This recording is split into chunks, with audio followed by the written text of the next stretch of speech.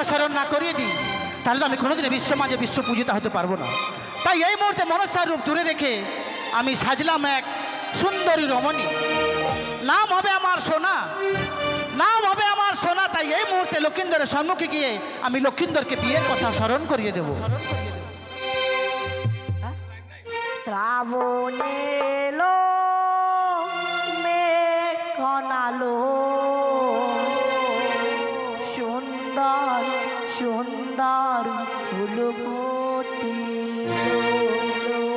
ও এ আশার যারা সবাই এলো, আশার যারা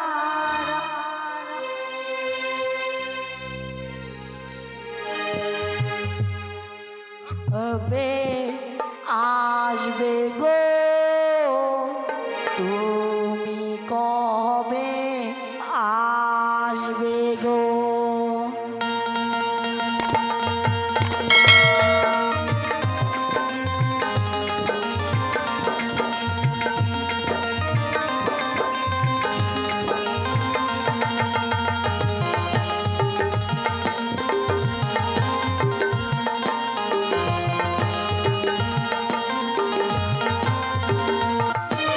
শ্রাবণ এলো মেঘ ঘনালো, শ্রাবণ এলো মেঘ ঘনালো, সুন্দর সুন্দর ফুল ফুটিল।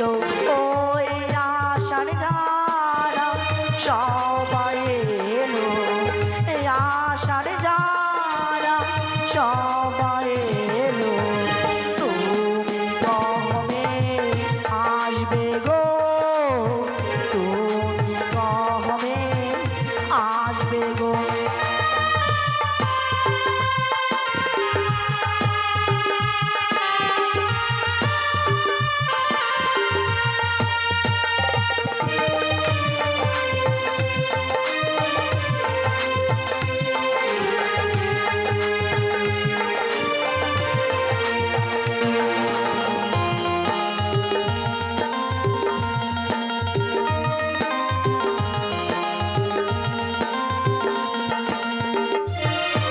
প্রাণের প্রিয় আমি তোমাকে যে চাই,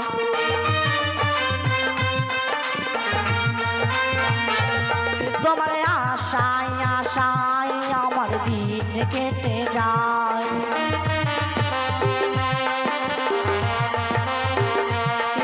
প্রাণের প্রিয় আমি তোমাকে যে চাই, তোমার আশায় আশায় আমার দিন কেটে যায়।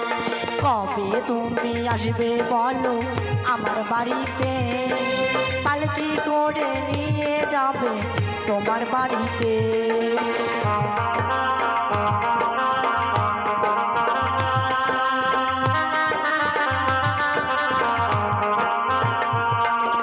কবে তুমি আসবে বলো আমার বাড়িতে, পালকি করে নিয়ে যাবে তোমার বাড়িতে।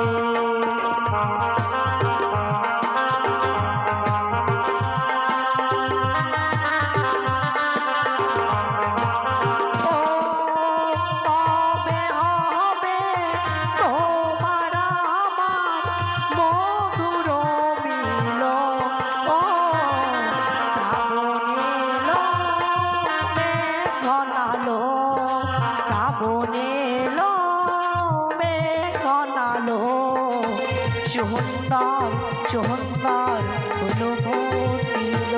ওই আশার সবাই এলো, আশার যারা সবাই এলো, তুমি কবে আসবে গো, তুমি কবে আসবে গো, তুমি কবে আসবে গো, তুমি কবে আসবে গো।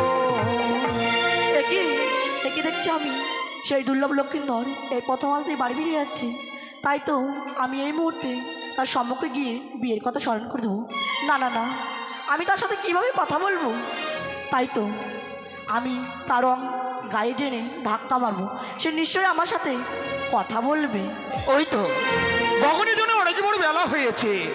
মামাকে বলেছে লখাই পারশালা ছুটি হওয়া মাত্র সোজা রাজপ্রাসাদে ছুটে আসবি, না জানি গর্ভধারিণী জননী আমাকে ছাড়া এক মুহূর্ত থাকে না, এক মুহূর্তের জন্য চোখের আড়াল হয়ে গেলে লখাই লখাই বলে পাগলিনী হয়ে যায়। তাই তো বিলম্ব নয়, এই মুহূর্তে মাকে গিয়ে বলো, মা আমি বড্ড ক্ষুধার্ত গো, আমাকে কিছু খেতে দাও। তাই তো বিলম্ব না করে ছুটে যাই আমি আমাদের ওই রাজপ্রাসাদে। কে আমার এমনভাবে ধাক্কা মারলো? আমি তোমাকে ধাক্কা মেরেছি? সত্যই তুমি ধাক্কা দিয়েছো? না না, মনে হচ্ছে তুমি আমাকে ইচ্ছে করে ধাক্কা দিয়েছো। বেশ গো, আমি যদি ধাক্কা দিয়ে থাকি তুমি আমাকে ক্ষমা করে দিও। বেশ, আমার পথ থেকে সরে দাঁড়াও, আমাকে তুমি যেতে দাও। তারাও বলছি যুবক, তুমি কোথায় গিয়েছিলে? আমি হ্যাঁ, আমি গিয়েছিলাম পারশালায়। তোমার নাম কি? আমার নাম শ্রীমান দুর্লভ লক্ষিন্দর। তোমার বাড়ি কোথায়? চম্পকনগর। তোমার পিতার নাম কি? চাঁদ সওদাগর। ও, নিশ্চয় তুমি চাঁদের পুত্র। সত্যই বলেছ তুমি, চম্পকনগরে যিনি শিরোমণি সবাই চেনে তাকে, সেই চাঁদ সওদাগর হচ্ছে আমারই পিতা। বলছি কি যুবক, তুমি কি বিয়ে করেছো? কি বললে? বিয়ে করেছো তুমি? হ্যাঁ, হ্যাঁ, হ্যাঁ। আচ্ছা বলো তো, বিয়ে কি কোনো গাছের ফল, বিয়ে কি কোনো নদীর জল, বিয়ে কি কোনো খেলনার পুতুল, তাকে নিয়ে খেলাধুলো করা যায়? ও, তাহলে তোমাকে মূল্যবান জিনিস থেকে বঞ্চিত করেছে? মূল্যবান বস্তু? হ্যাঁ, কি কি? মূল্যবান বস্তু থেকে তোমাকে বঞ্চিত করেছে। হ্যাঁ হ্যাঁ, সত্যই। ছোট থেকে রাজপ্রাসাদে বড় হয়েছি, কোনোদিন পিতামাতার মুখে আমি কোনোদিনই শুনিনি বিয়ের কথা। এই তোমার মুখে প্রথমবার শুনলাম। তাই তো, এত বড় ছেলে তা বিয়ের কথা তা জানো না তুমি। তুমি যদি বিয়ে করে জানো, হ্যাঁ হ্যাঁ, তাহলে আমার থেকেও সুন্দরী কন্যা লাভ করতে পারবে তুমি। আমি যদি বিবাহ করি তোমার থেকেও হ্যাঁ সুন্দরী? হ্যাঁ গো। সত্যি এতক্ষণে আমি বুঝতে পেলাম। প্রথমে যে তোমার সঙ্গে সাক্ষাৎ হবার পর ভেবেছিলাম কয়েকটি কথা বলে ফিরে যাব আমি রাজপ্রাসাদে, কিন্তু আজকের দিনে এতক্ষণে বুঝতে পেলাম সত্যি সত্যি তোমার মাথাটা খারাপ আছে। আমার পথ থেকে সরে দাঁড়াও তো, আমাকে যেতে দাও। নিশ্চয় যাও। দেখি লক্ষ্মীন্দর কাম আপনি এই মুহূর্তে লক্ষ্মীন্দর কাম আমি নিক্ষেপ করে।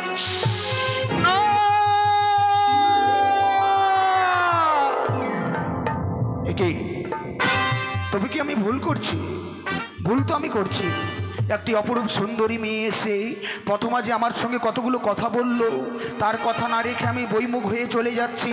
না না না, তার মুখখানা যে আমার দুই চোখে ভেসে উঠছে, তার মুখখানা দেখার ইচ্ছে করছে। যাই, এই মুহূর্তে আমি তার কাছে যাই, তার সঙ্গে আমাকে কথা কিন্তু কি করে কথা বলবো? না, যেই করে হোক আমাকে কথা বলতেই হবে। এই যে শোনো, অভিমান করেছে, আর একটিবার গিয়ে দেখি। এই যে শোনো না, বড্ড অভিমান করেছি। অভিমান করবেই তো, আমার সঙ্গে সে এতক্ষণ ধরে কথা বলেছে, তার কথা রাখিনি বলে আমার উপরে বড্ড অভিমান করে ফেলেছে। আর একটিবার গিয়ে দেখবো, দেখি আমার সঙ্গে কথা বলে কি না। এই যে শোনো, তোমাকে বলছি। কিছু বলবে? হ্যাঁ, বলার জন্যই তো পিছু ডাকলাম। তাহলে জানো, বলো। কি সুন্দর যেন তোমার দুটি চোখ, তাই বুঝি? কি সুন্দর যেন তোমার মুখখানা। আজকের দিনে মনে হচ্ছে তুমি সামান্য মানব নও, হয়তো কোনো পূর্ব জন্মে কোনো পরীর সঙ্গে তোমার সাক্ষাৎ ছিল, তাই তো অপরূপ হয়েই জন্ম নিয়েছো তুমি এই ধরার বুকে। বলো তো তোমার নামখানা কি? আমার নাম সোনা। সোনা? হ্যাঁ। সত্যি, যেমনি তোমার নাম তেমনি তুমি দেখতে। আমি যে তোমার রূপে পাগল হয়েছি, তাই আমার কথা রাখবে বলো? নিশ্চয়ই তোমার কথা আমি রাখবো। ও গো তোমারি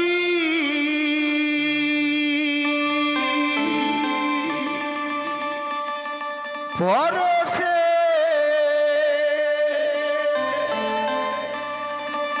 জীবন আমার গো ধন্য হলো, তুমি যে আমার চির আশার আলো, তুমি যে আমার চির আশার আলো। শোনা আছে,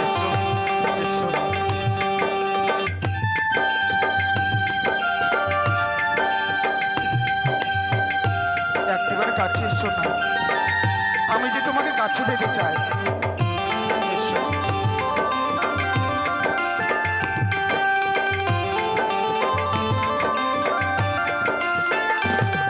ওগো তোমারই পরশে জীবন আমার গো ধন্য হলো, তুমি যে আমার চির আশার আলো, তুমি যে আমার চির আশার আলো।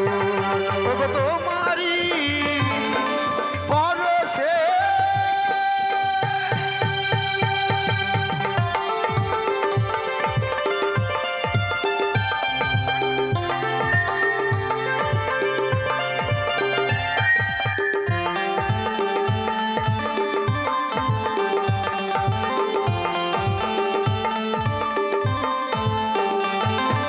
তুমি আছো সারাক্ষণ আমার প্রাণে, স্বপ্ন ভরানো মান অভিমানে।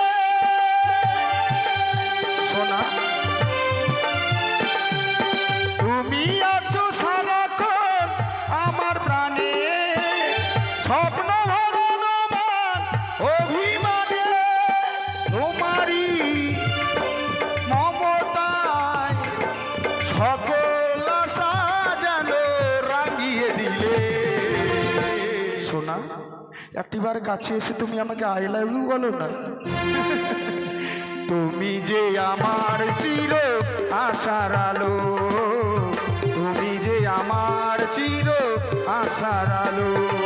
ওগো তোমারই পরশে জীবন আমার গো ধন্য হলো, তুমি যে আমার চির আশার আলো, তুমি যে আমার চির আশার আলো।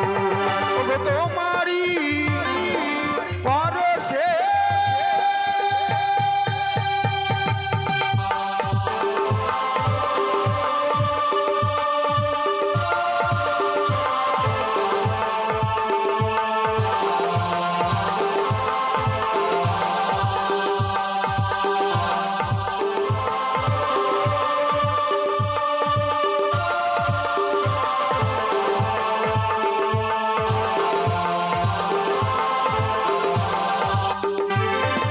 তুমি আমার জীবনের সুখের গীতি, হইও না কখনো তুমি দুঃখের সাথী। সোনা তুমি আমার জীবনের সুখের গীতি, হইও না কখনো তুমি দুঃখের স্মৃতি। তোমারই সাধনায় সকল আশা যেন রাঙিয়ে দিলে। কেন এভাবে দেখে আছো? হ্যাঁ? তুমি যে আমার চির আশার আলো, তুমি যে আমার চির আশার আলো। ওগো তোমারই পরশে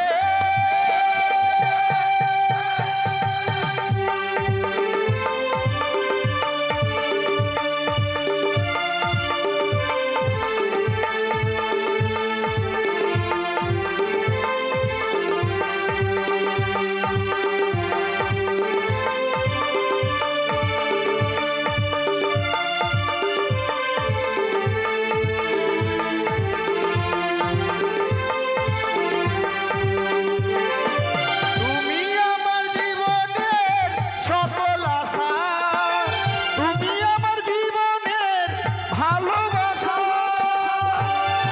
সোনা তুমি আমার জীবনের সকল আশা, তুমি আমার জীবনের ভালোবাসা। ওগো তোমারই সাধনায় সকল আশা যেন রাঙিয়ে দিলে। তুমি আমাকে আই লাভ ইউ বলবে না কেন? তুমি যে আমার চির আশার আলো, তুমি যে আমার চির আশার আলো। ওগো তোমারই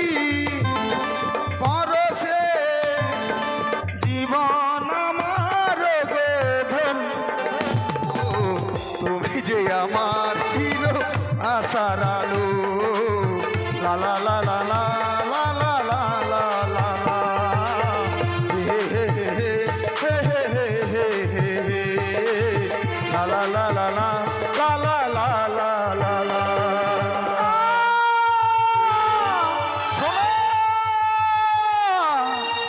যেও না শোনা, যেও না। এমনি ভাবে তুমি আমাকে তোমার রূপে পাগল করে দিয়ে আমার কাছ থেকে তুমি দূরে সরে যাচ্ছ কেন? আমি যে তোমাকে সারাটি জীবনের জন্য আমার কাছে পেতে চাই। এটা হবে না। কেন? কেন হবার নয়? হবারই যখন নয়, কেন তুমি তোমার রূপে আমাকে পাগল করে তুলেছ?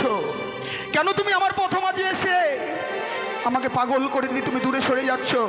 এসো সোনা, একটিবার তুমি আমার কাছে এসো। তুমি যদি সত্যি আমাকে পেতে চাও তবে তোমাকে কিছু কর্ম করতে হবে। কর্ম? হ্যাঁ। বলো সোনা, বলো।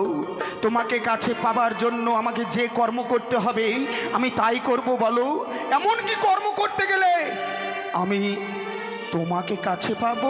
তাহলে তুমি এই মুহূর্তে ছুটে যাও তোমাদের গোসা মন্দিরে। গোসা মন্দিরে? হ্যাঁ, যে তোমাকে প্রথমে দেখতে আসবে গো, তারপর তার সাথে 3 সপ্তাহ করে বিয়ের কথা বলবে, তাহলে আমাকে পাবে তুমি। শোনো, বলো। তবে যদি তাই হয় এই মুহূর্তে বিলম্ব করব না। এই সুন্দরীকে কাছে পাওয়ার জন্য আমাকে যদি গোসা মন্দিরে প্রবেশ করতে হয় আমি তাই করব। যাও। তাই তো বিলম্ব নয়। এই মুহূর্তে সুন্দরীকে পাওয়ার জন্য রয়েছে আমাদের চম্পকনগরে গোসাঘর। সেই গোসাঘরে আমি এক্ষুনি প্রবেশ করলাম। যাও, এই মুহূর্তে ছুটে যাও তোমাদের গোসা মন্দিরে। ওই যাও। বানিয়া তুই সামান্য মাত্র মানবই দেবীর সঙ্গে করেছিস বানবীর সঙ্গে, তাই তো তোর একমাত্র পুত্র বিয়ে হয়ে গেলে আমি আমার দিদি এই ধরার বুকে পূজিতা হতে পারবে। তাহলে আমার দিদি যদি পূজিতা হয়ে যায় তাহলে এই ধরার বুকে আলোকিত করবে।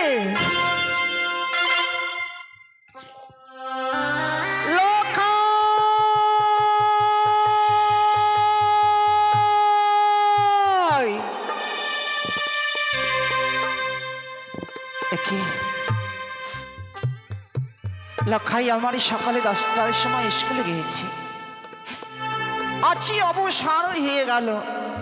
লখাই যেন এখনো আমার ঘরে